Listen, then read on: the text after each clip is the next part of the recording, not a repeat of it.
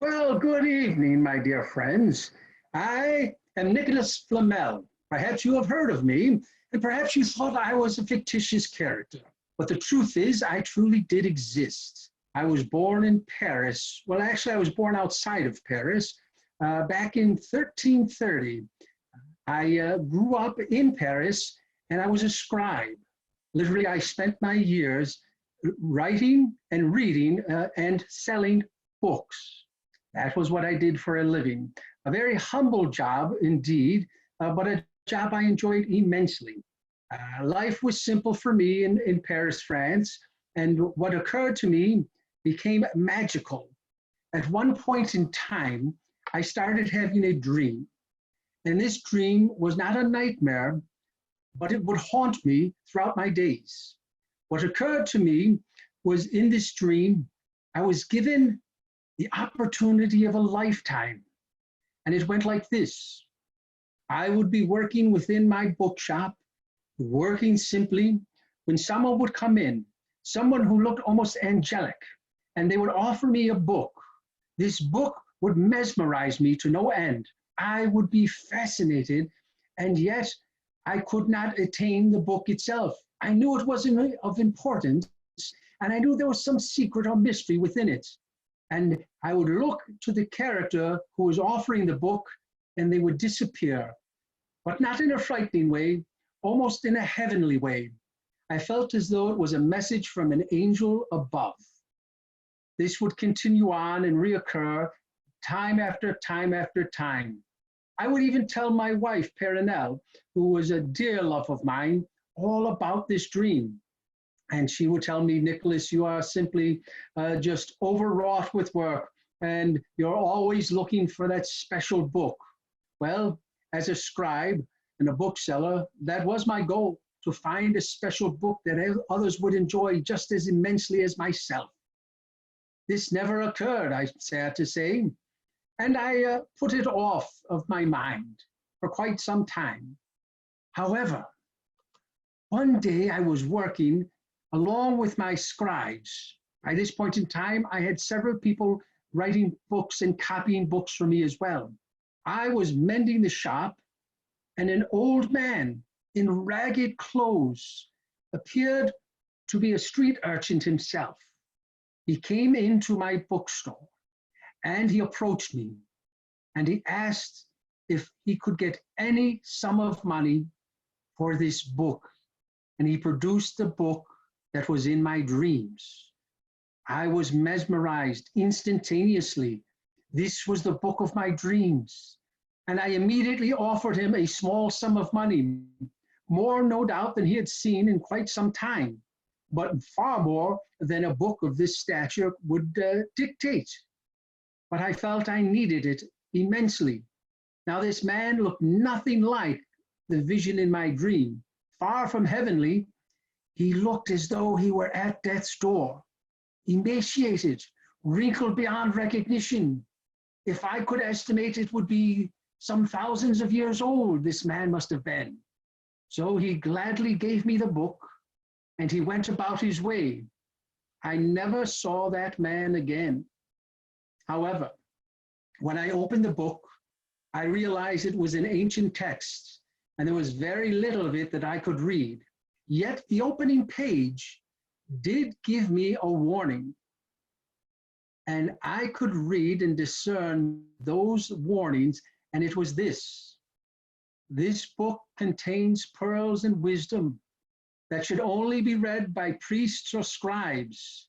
Any other who tries to deem themselves worthy enough to understand the secrets of this book should be destroyed, for they are not worthy of the book itself. Well, at first I thought that was a warning for me as well, but as I pondered it for several days, I came to the conclusion that I should try to understand what was written in the mysteries of this book itself. I was a scribe after all, and so therefore whoever wrote this book felt it necessary to have only men of certain intellect and understanding, and I felt I fit into that category. My problem then came around because, my dear friends, I was not able to decipher much of anything. I realized it was an ancient text, a text that I could never understand, but I was a Catholic, and I could understand that this writing was actually some form of Hebrew. I would later find out it was Kabbalah, an ancient writing of the old world itself.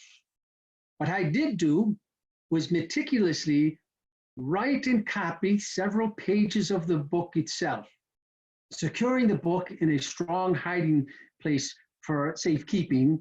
I then put several of these copies out on the displays in my bookstore. This way, any of the scholars that would come through perhaps would recognize the language or the writing and be able to direct me towards someone who could transcribe the rest of this entire tome itself. I wished I could say that someone would understand it quickly. Several did recognize it as some sort of Hebrewic language itself, but yet no one could decipher much else than that. I was fortunate enough to see someone who could recognize some of the wording and realize that the author was a man by the name of Abraham. Abraham the Jew is how he titled his book. And so I had that to go on. I tried to find more and tried to decode and decipher on my own, and it was to no avail, over and over again. And then I finally realized what the true warning was in the front of that book. Only those with patience and perseverance, those of the solemnness of a priest or a scribe who will spend many a day in mundane activities, would be able to withstand the time trying to decipher and decode what this message was. And though I tried for 21 years, I succeeded in nothing less than the few words that I had deciphered early. I finally realized, with confirmation from several other scholars, that I was not going to find anyone in Paris who could decipher this. A quick lesson in history for you. By this point in time in Paris, the Catholics had chased all of the Jewish people out of the town and literally out of France itself.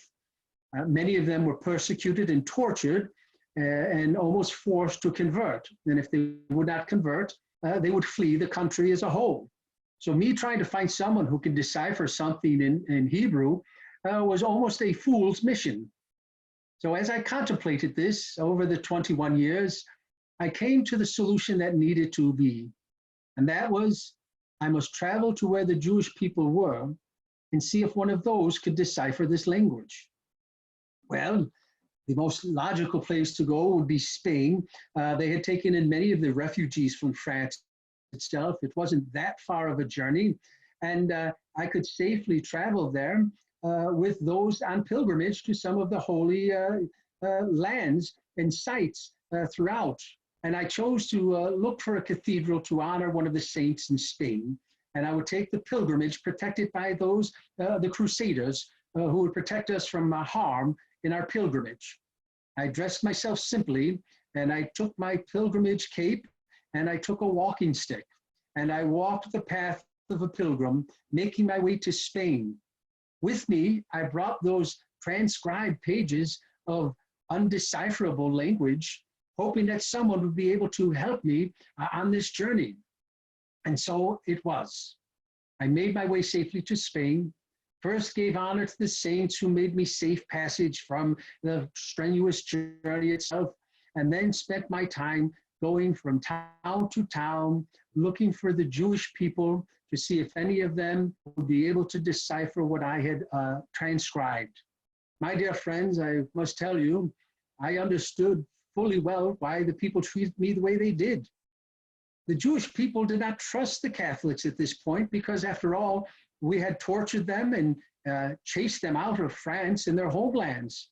And so they were very suspect to telling any secrets with me whatsoever. So after several years of trying to find someone to decipher this, I had given up all hope of finding anyone who could give me the secrets of the mystery of this book by Abraham himself. It was on this decision that I chose to head back towards France and my Pernell, who had been taking care of the shop while I'd be gone. On my last day before starting to set off on my journey, as luck would have it, I ran into another Parisian. He was a merchant, a bit of a vulgar individual, but he was happy to see one of his own kinsmen. We shared some drinks and we shared some stories, and he talked of all the different people he had visited and seen. Something within me said I could trust him. And so I told him of how I was trying to find someone to decipher the secret code of this book. And he told me he could take me to a man who may just be able to do that. We went into the Jewish ghetto, and he introduced me to La Conscienza. La Conscienza was an old, very old Jewish man. He was a rabbi himself. He stood there and talked with me, and our mutual acquaintance bid himself farewell. Shortly after that, I talked a bit further to this man, and I thought I could trust him with the secret that I held in my hands.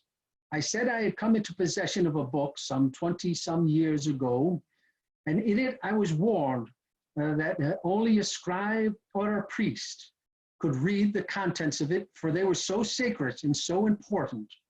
They were of pearls of wisdom and the secrets of life themselves. And at that point, as he showed more interest, I said, and they were written by a man called Abraham the Jew. When I said that, his eyes lit up. Years fell away, and he looked as though he were young again. He talked to me and asked if I had any proof of these writings. And so, at that point, I produced the manuscript that I had copied from the book, knowing full well the book itself was secure back in Paris in my bookshop. And he looked at that and started immediately to transcribe the few pages that I had written. He told me that it was a very sacred book. It was a book he had heard of as a young boy. It was a book that was told about from tribe to tribe and generation to generation. It was the wisdom of salvation for all who read it. It was the secrets of life, and it was the mystery of the Philosopher's Stone. I asked if he could be able to transcribe the rest, and he said, I am getting up in years, but this is something I dreamt of my entire life. And so therefore, I will take the journey with you and proceed back to France to see, before I die, the secrets and the wisdom of Abraham. I said it would not be a safe journey for him. And he said, I will convert to Catholicism if need be, so I can make it to Paris and read that book. So he converted to Catholicism, and we set out on our journey from Spain back to Paris itself. The closer we got to Paris, the weaker this poor man became. It was almost as though a cruel joke. The closer he got to the salvation he wanted in life, the weaker and farther away his soul was from this salvation. On the journey, he transcribed all the pages into a language I could understand. And I'm sad to say, we were not yet in Paris when he was taken from this mortal coil. Life had slipped away from him. And I, a good Christian man, gave him a Christian burial. I offered up masses for him once a month for the rest of the year. And I then bid him farewell and made my way to Paris, again with no one to transcribe the rest of the book. But he had given me the key, my dear friends. He had transcribed enough that with the intellect and patience I had as a scribe and all the different documents that I had transcribed before, I found the patterns within the book itself. What amazed me truly was that there were diagrams and descriptions that I could not understand. But as I started to transcribe the words with the key words transcribed by this poor man before his passing, I started to understand more of what this book entailed. And much to my surprise, I was given the secret of many things, things that would be dangerous in the hands of an ignorant man, and thus the warning, it could only go to those of higher literacy, a scribe or a priest. And I am here to share them with you today. I will not give you the complete recipes of how these things succeed, but I will give you enough to understand why they were so precious and so cautiously protected. This man told me how I could make, with materials I was well aware of, a formula, an elixir, and a potion, one that would actually produce the powers that could transform any object to something more precious. I started experimenting, and I found that I could transform simple iron into bronze, bronze into silver, and silver into the most precious of all metals, gold. It was a simple process and very inexpensive, and I could make all the gold I wanted and all the wealth of the world. However, that came with a warning as well. This great gift given to me through the magic and mystery of this book could only be used for others. It would be punishable to produce this wealth for myself. Perhaps that is why also it was only given to scribes and priests, the gift of deciphering this book. But it had great wealth and great power and great strength within it, if you are able to produce such things. I had read much about this process. It was called alchemy, and many people thought it was the devil's work itself. Yet as I read it here, I understood it not to be the devil's work, but God's work in the hands of someone who would do godly things with it. I kept the secret to myself, sharing only the mysteries of the book with my dear wife, Perenella. My dear friends, that was not the only secret and mystery in that book. The other secret and mystery was far more important. It was an elixir that would be produced by the shavings of a stone that you could create, a stone that would give you immortality, the Philosopher's Stone. My dear friends, it was an easy chemical production to do this, but it had to be done properly with the right combinations and the proper attitude in mind. To have immortality, my dear friends, could be a very dangerous thing. You become all-powerful if in the hands of the wrong person. And so there, my dear friends, I saw the gift and responsibility given to me and how I should share it with the world in secret and mystery. What I also learned in the mysteries of this book is that a good gift and grace is like a pearl, and it should not be wasted by being fed to the swine. It should be given only to those who are able to and willing to give that precious gift away. And that's what I chose to do from that point forward. I and my dear wife produced that gold on only 3 occasions, but it was more than enough wealth to give to many of those around me in need. I suddenly, as a simple bookstore owner, expanded my bookshop, had more books and tomes to sell to others, to enlighten them with intellect, and to stimulate the curiosity and the mysteries of science themselves. Not only that, but my dear friends, I also produced gold, and I used that gold to build things to help others. Small houses for those in need, larger apartment complexes for those who couldn't afford anything, almshouses where literally I helped in charity those in need, where they paid nothing to me whatsoever. I also helped rebuild hospitals.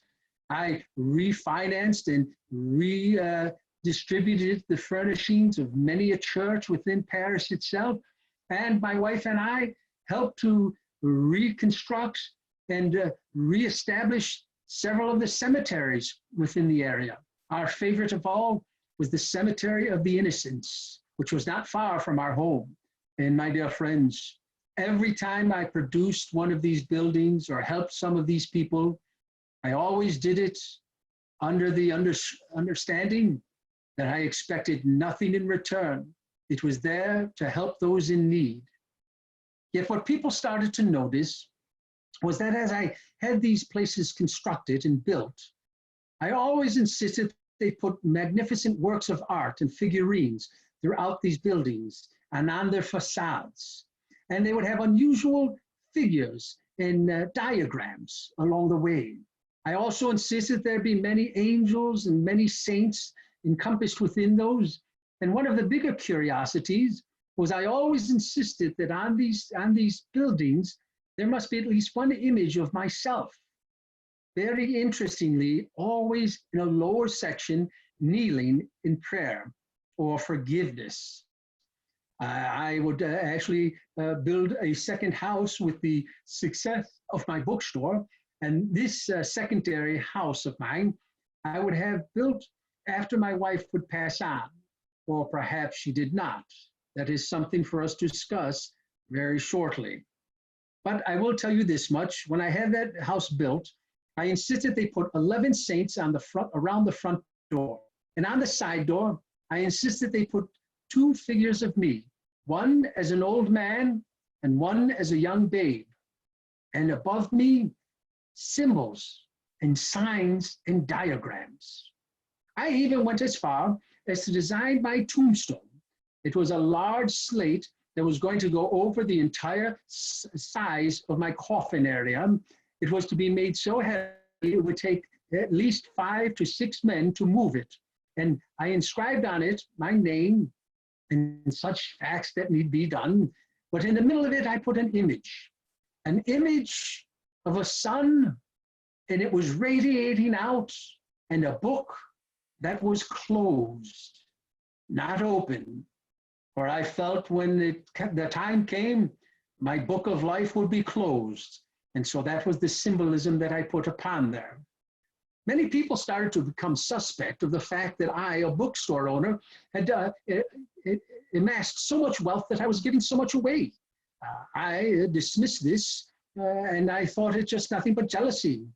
However, the King of France himself, King Charles, would actually summon an inquiry upon my being and send the court and the legal counsel to investigate me to see if I had some nefarious way come about all of these funds. By miracle itself, I was found to be completely innocent of any wrongdoing and justified in having given my money away. They could not find any monies of wrongdoing used to produce all this wealth. They simply believed it was the selling of books within my shop, the simple man, who was also hiring on more people to transcribe and copy other books. Now, the importance of this is, I realized a good scribe will simply transcribe whatever it is, the manuscript in front of him, and never question what is within that manuscript unless the author gives him permission. And so therefore, I knew that whoever actually transcribed the book of Abraham the Jew had not shared that information with anyone else, or that would be sacrosanct, shall we say, to give away the bond of trust between the author and the scribe. And so I did the same. I let no one know of what was in that book except for my dear wife. And then, sadly, she passes away. Or does she pass away? Some were unsure. They saw I was devastated by the loss of her life, yet they were also surprised that I wasn't as devastated as they thought I would be. What mysterious response I had done. I had a funeral for her. We buried her right there next to where I had the plot for myself in the Cemetery of Innocents, the same cemetery we had walked on many occasions, the same cemetery that now had many mysterious symbols created by me as a sponsor to some of the greatest artists in all of France. And some people started to speculate, wondering if perhaps she was not dead. Rumors started to spread. Many of them found belief that I perhaps was dabbling in the occult. Perhaps I was a bit of an evil deal with the devil himself. Many questioned whether or not perhaps I was an alchemist. Many thought I had too many unanswered, questionable activities. And so rumors started to spread about myself as well. I continued to live for several more years, my dear friends. But then finally in 1418, I myself passed from this world. Or as the people around would believe, I left this world. There was a funeral for me. There was a body interred within my grave. And then the rumor started to spread even further. I had willed all of my books, including the book of Abraham the Jew, to my nephew Dubois. Now, my dear friends, the story would end there because I could entrust Dubois, a scribe himself, to never release the mysteries of Abraham the Jew and the Philosopher's Stone. But unfortunately, he was questioned and he was summoned and he was challenged on several occasions. And finally, he was tortured and put to death, but not before he told that he had possession of the book of Abraham the Jew. My dear friends, that is where the mystery begins. For others had heard of the mystery of Abraham and the mystery of Abraham the Jew's book and the secrets that's rumored to be inside of it, the mysteries and wonders of alchemy, the mysteries of the Philosopher's Stone and immortality. And so now many wanted it. The French government itself and the royalty wanted it. They would take possession of all of my belongings. They would take possession of my houses. They would ransack them.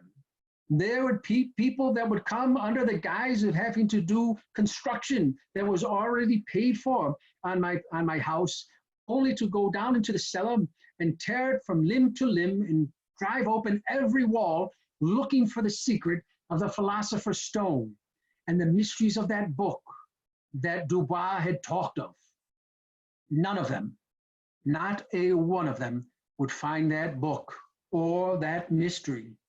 And now people thought perhaps the mystery and the book had been transcribed. And I, through all the charity I had done, had put in the secrets in code and equation throughout all the buildings and hospitals and homes and churches and cemeteries. I had written everything out in a sequence. Alchemists and occultists had come from all over the world looking to see if they could decipher the mysteries that were on all the images that I put throughout all of these buildings themselves. Some got very greedy and started to tear the images down to see if they could find the mystery itself and the secret within it. None of them could detect any sign of a pattern itself. No one could decipher the mysteries throughout as they tried desperately to do so. Even Cardinal Richelieu himself would summon together the authorities, and he would take possession of my house yet again, pulling out the walls as though they had not been pulled out before, looking to see that if this book and manuscript were hidden under a floorboard or throughout the ceiling itself, gutting literally my old house from top to bottom, leaving nothing but the empty four walls itself that encased a skeleton of a building, looking for something that no one could find. And eventually the rumor started. Cardinal Richelieu himself had actually found the book and was trying to have it transcribed, yet having no success whatsoever throughout the years. Many people thought this nothing more than a rumor until somebody finally decided they will see truly if I had found immortality. And so a group of men came to my church, went to the cemetery, went to my graveside, removed the stone, pulled out the coffin, and when they opened the coffin, they found nothing. My body was not there. They did the same to Perenelle's. She was not there either. Both of us mysteriously had disappeared. Now the rumors started to spread. Perhaps I had found the mystery of immortality. Perhaps I had drank the elixir of the philosopher's stone. Perhaps I still existed out there. And then others dismissed it and said it was nothing more than a folk tale, something for children and not for grown adults to deal with. No, I was just a man with some wild, vivid imagination. No more of a wizard, no more of a warlock, no more of a, well, of a mystery man. However, several centuries later, something interesting happens. A man is met in France and tells the story of how a year earlier he had found 7 men together. And those men were meeting as they did every 20 years. He shared a drink with them and they told them the story of how they were all philosophers. They had traveled the world. They had spent time seeing and understanding everything there was to do with humanity itself. This was their goal in life. And as they told their stories, they spoke of how a magnificent book was out there that gave them the opportunity to form their club. It was a book that gave them the secrets of the world, but only if they shared them with others for good. And yet, the one thing he heard and could not forget was the name of the book of Abraham the Jew.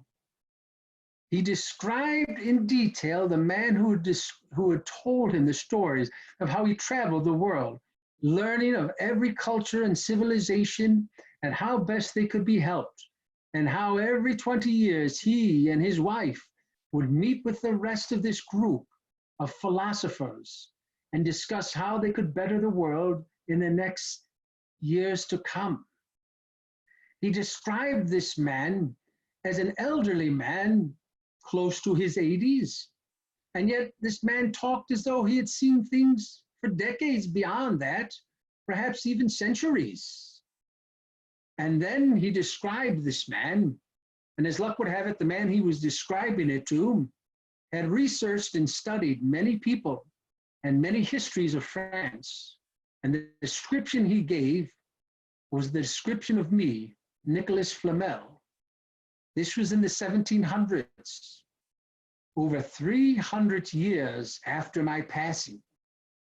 And yet again, the mystery of immortality and alchemy and the philosopher's stone rose up because more people started going back to my house, back to the cemetery I was buried in, back to the hospitals, back to the friaries that I had established, and looked for more signs of the mysteries and the ancient symbols from the Hebrew nation of Kabbalah itself. And there they were, and yet none could detect if it was a message sent by me, Nicholas Flamel, to those around me to see immortality itself. Every so many years, my dear friends, my legend comes up out of its existence, and others start to research and try to discover what it is. That was the mystery of me, myself. And the mystery of me is simply put this way. I did discover immortality. I did discover the greatest wealth in life. And it was in that book, and it's there before everyone who reads it. Everyone who reads my legend. I documented it all in letters to my nephew, Dubois, and all of those letters were kept by Cardinal Richelieu, and they were transcribed back in the 1700s after this man told the story of running into someone very similar to me. And those letters simply draw out what is necessary. the chemical compounds to change precious metals, but you would not understand them unless you were pure of heart. But the secret and the mystery of immortality, it is not in a chemical reaction. It is not in the philosopher's stone. It is in your heart. For whatever good you do for others will keep you immortal as long as those who benefit from it can share their stories to those beyond. My name and legend grows and continues year after year, decade after decade, century after century, because of those that I helped when I was here on this earth. Salvation itself is not in this human form. It is in the salvation of your soul, knowing that what good you do for others will perpetuate itself for generations beyond. There are still monasteries that were produced because of me and the wealth I and my wife gave to France itself. There are orders of monks who still go on a pilgrimage to my grave and give thanks to me for helping them in their time of need. There are hospitals that still exist that treat those less fortunate, that need health. They need to become healthy, but yet also cannot afford it monetarily. And because of my generosity and the continued generosity of others, they are taken care of. That is immortality, my dear friends, not my spirited soul or my body walking this earth, but the salvation that's found in helping others, who then help someone beyond them and beyond that. And that is how we perpetuate our name. That is the mystery of the sorcerer's stone, my dear friends. And it was the mystery of Abraham the Jew, who felt it only important to those who would not abuse it and use it for themselves. For if you do that, you do not succeed. Now, my dear friends, many thought I was a wizard. Many thought that I was a warlock. That is because I studied things they did not understand. And that was alchemy, a science in and of itself.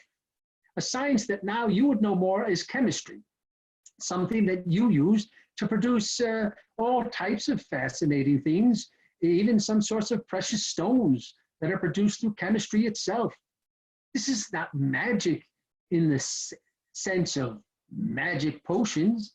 It is magic in the sense of science itself. So I was looked at as though a magician or a warlock or a wizard. So were several others that you might have heard of. Now, many of you perhaps heard of me for the first time when you saw a wonderful movie or read a magnificent book called Harry Potter. But my name and my story was traveled about Europe all the time. As a matter of fact, J.K. Rowling will be the first to tell you, she came up with my name because as a child, you studied Nicholas Flamel and the mysteries of this bookshop keeper himself. Perhaps part of it is because I have the oldest house in Paris, and you can still visit it to this very day. But there isn't much inside after Cardinal Richelieu got done with it. But many thought my mysteries were magic.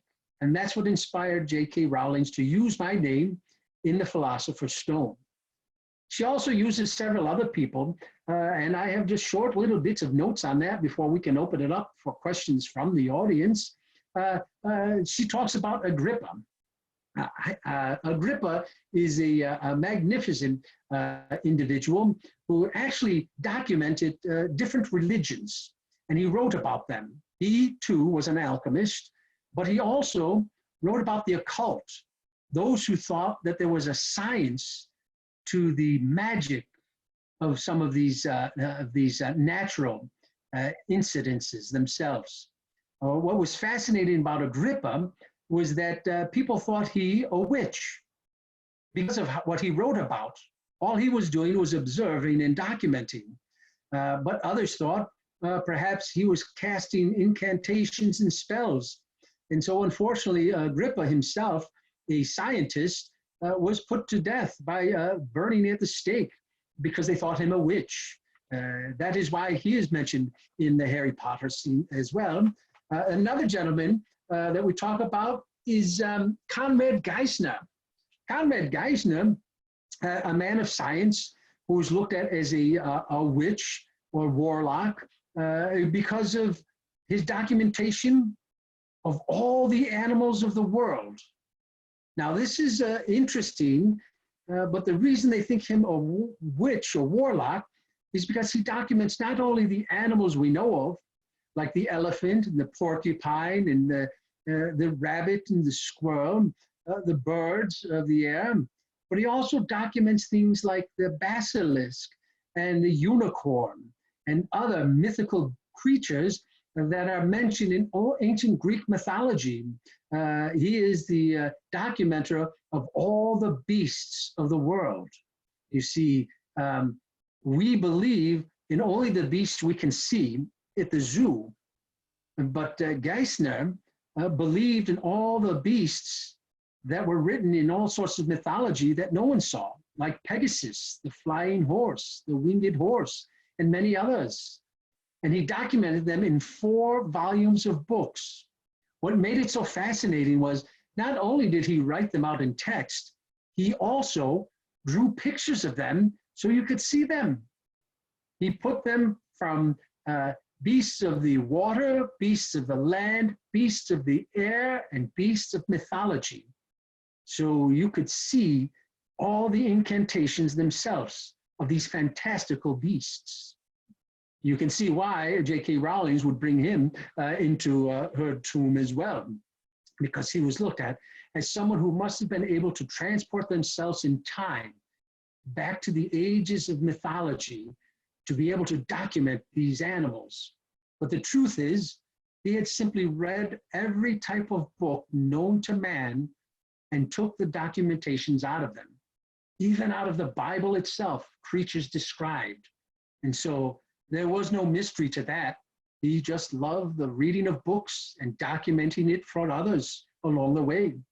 I am reminded of someone else, Ambroise Paré. Paré is a magnificent surgeon in France, but he is also a follower of alchemy and the sciences. But what he does is magnificent. After the fascinating devastation in war in France, from one war to the next, Paré, as a surgeon, comes up with contraptions to help those in need. And I say contraptions to help those in need because what he does is finds machinery to produce, to mimic things that you lose in war. As a soldier and a surgeon, he had seen many men lose an arm, lose a finger, lose a leg, lose an eye, and he started producing limbs and eyes in sockets for people. Now, their eyes would not work, but it would be a ball you could put in so that you did not look hideous itself. It was an artificial eye. He produced machinery that you could put on a stump of an arm that could have grabs at the end of it, so you had the grasp of a hand. It was an artificial claw or an artificial limb. He did the same for legs as well.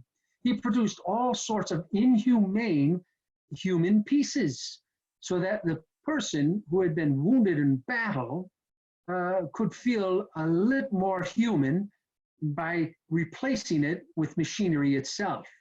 He was far before the prosthetics that people use now to make them whole after losing a limb or an eye itself. And he did this, my dear friends, in the 1700s itself. Yes, indeed. A fascinating individual. He too shows up in the Harry Potter books. Most of these men show up in the cards themselves that the children trade on the book, on the train, or as trading cards from the chocolate frog treats themselves.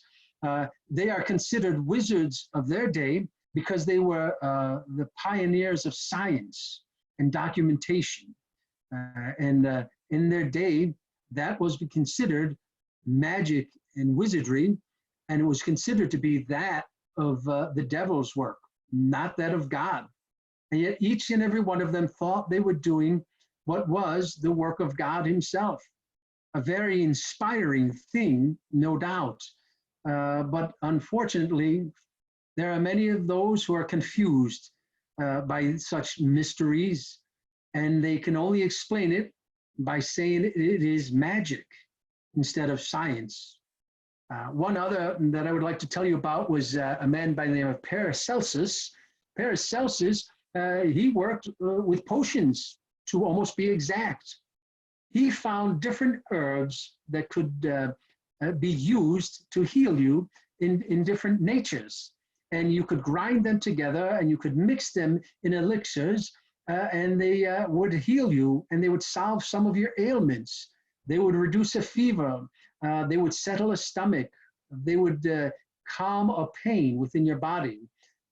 He was a chemist, or as you would call him, a pharmacist himself. But in his day, he was considered a witch for producing these magical incantations that were nothing more than potions and elixirs that only a witch could produce out of a cauldron. But it wasn't that. It was science itself. Now you see all these scientists I told you of show up in the Harry Potter books because they were considered wizards and not scientists in their day. And yet each and everything they did, you can see as a part of the wizard world itself. Fantastic beasts. You can see the herbologists. You can see the potions masters. And yet we accept them as wizards in Harry Potter and Hogwarts, but we see them as science in our everyday life. And yet there was a time when everyday life thought them to be magical wizards as well. And if you're sick and a doctor or a pharmacist can give you something to cure your ailment, you would think them magical, for anything that relieves your pains is a pleasure to ingest. On that note, my dear friends, I will open it up for questions from anyone on anything I discussed or perhaps something I did not touch upon that perhaps we can share together and I can enlighten you on. Questions from the audience? All right, I'm going to unmute everyone if they want to ask any questions.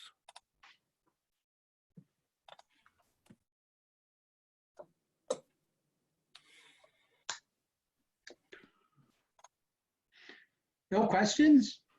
I'll tell you what, while we're thinking of possibly coming up with a question, I will tell you this much. When J.K. Rowling did write this book, she intentionally did make connections between the scientists and the wizard world by going back to the medieval times and Middle Ages, where science was considered a magic. And it was not helpful for you. It was literally considered the work of the devil and not to be trusted. And so she uses that very, very cleverly in the books about Harry Potter itself. I do not know if it's still available, but at one point in time, the American Library Association had a traveling exhibit of science and Harry Potter. And at one point in time, you could still look at the exhibit online itself. It was spectacular because it breaks down many of those characters I talk about here and ties them in with the medical and the science fields as they were. If it is still out there, I highly recommend looking at it. It is fascinating, and it actually inspired me to go back and read the Harry Potter books again because it was fascinating, just the little things she put here or there, or the references. I will tell you one thing. Agrippa is mentioned and referenced in so many different classic literature books. Literally, he is referenced not once, but twice by Mary Shelley, once in Frankenstein, because Dr. Frankenstein reads his books on the occult and the afterlife. And in another of her books later on, she was so fascinated with the history of this man who was accused of being a witch and was only documenting the religions of the world and thought occultism was worth documenting as well. He didn't practice it, but they were so worried by his writings on it, and he wanted it there to enlighten people to know the understandings of other people and see the similarities and the differences. So, but many of these men are referenced by other classic authors outside of just J.K. Rowling, and I think it's fascinating to see. Yep. And I yes, do have one question for you. Oh, okay, go ahead. What modern inventors would you consider being considered a wizard in the next 100 years or so? Oh, you know what? We have several of them right there that you would go with, and they are the tech society itself. Elon Musk, with his work in technology and his vision of what he wants to do, is what makes them like wizards. Some of the things they've produced, Bill Gates as well, the folks at Apple. If you look and see how much the world has changed, even what we're doing right now would be considered magic only a few years back. As a matter of fact, if it weren't for the situation the country's in right now, many people that are doing Zoom sessions would never even know what that was, except for a funny word or a old PBS show from the 70s. That's the magic of the future, are the scientists of today and going into the computer scientists of tomorrow. Those are going to be your wizards. They're going to come up with things that are beyond belief. Right now, we live off of a phone and we don't even use it to talk on. We use it for everything else, as a camera, as a movie camera, as a calculator, as a letter writer. And it wasn't that long ago where a phone was something on a wall and only on a wall. Those are the magicians, the people that are producing those things and that technology. So I put those folks in there. What I would like to put in there is more medical scientists, because as technology grows and as we get more sophisticated, you're seeing it right now, the world is getting more sophisticated and more things are being exposed to more people because we're everywhere. It used to be you didn't travel as much, so I would like to see some of the wizards of the future to be in the medical field, discovering ways of the mysteries of all those germs that get into us. One of the people who was accused of being a witch was actually Benjamin Franklin, because of his study of inoculations and of shall you say vaccinations and disease. So it was pretty fascinating that many people thought he himself was a wizard, and he wasn't. We know him as a great inventor. Yep. Other questions? Yep. I will tell you this, Nicholas Flamel really did exist. He did live till he was 80 years old. The mysteries around his death and his wealth is what perpetuated him from that point on. I, in case you were wondering, am not Nicholas Flamel. I'm just a man pretending to be Nicholas Flamel, and my name's Terry Lynch. I do a lot of shows on many different characters like Nicholas Flamel. I do George Washington. I do Benjamin Franklin. I portray people like Winston Churchill. I do Alexander Hamilton. Oh, the list goes on and on and on. And if you'd like to see what other shows I do, or try and tie into another one of these Zooms, I've got several libraries that are offering programs that I'll be doing Zoom presentations of. And I think they'll allow you to go in and register with them to watch it through their library. And if you want to see where that is or who we're going to be working with, just check out our webpage, and it's historiesforkids.com or hfkpresents.com. Either or, it'll get you to the programs, and it'll also get you to the schedule to see where I'm going to be doing those. So if you want to see me dress up as other crazy characters, you're more than welcome to it. So, other questions from anyone? No? No? All right, I think that's all we have for you tonight, Terry. Thank you Well, so all much. righty. Oh, it was my pleasure. Thanks for letting me share some time with you. I hope you learned a few things about Flamel, and you can read about him. There are books on him, and there's biographies on him as well, and they are pretty fascinating. They go into detail on his life. So I challenge you to do that. Challenge accepted. All right. All right. Everyone have a great night. Thank you again for coming out, and thank you again to Terry for her presentation tonight. You're Again, check welcome. warrenville.com for more upcoming programs, and we'll have this video posted as soon as possible. Have a good night. Thank Good you. night. Enjoy yourselves.